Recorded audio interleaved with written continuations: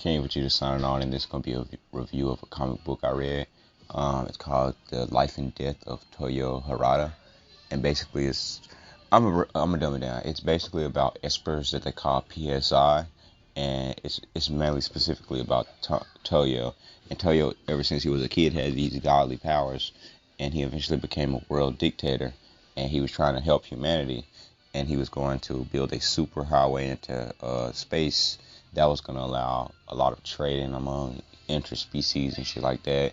And it also, he created a hospital that extended into space. So he was really helping out humanity, but at the same time, he was doing a lot of shit through dictatorships and destroying people. Because basically, build a team of superheroes. They had this one little kid who has like mind hacks or whatever the fuck, and then they have other people who can fly, who can like create, use telekinesis, create force field, just a whole lot of superhero type shit. And the government is like really against the guy, and like throughout the whole story, there's this Angela vessel or whatever, and basically Angela's vessel is a avatar for a Cthulhu type slug interdimensional monster that controls beings from different realities at the same time.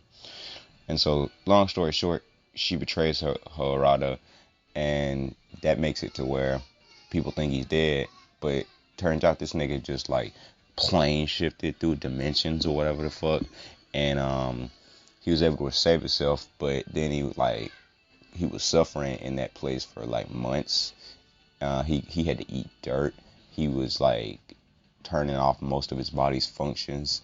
Then he also was able to fucking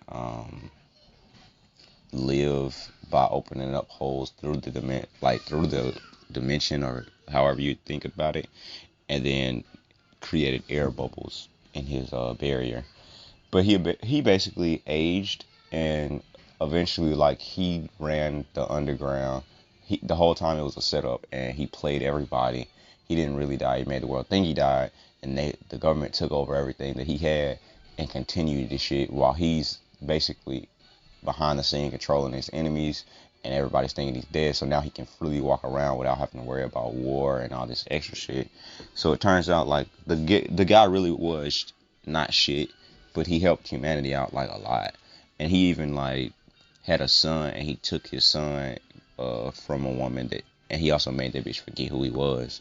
So he was wilding, but I'd say that this is probably one of the better comic books that I've read. It takes a turn on like standard superheroes and shit like that, and it like makes it good.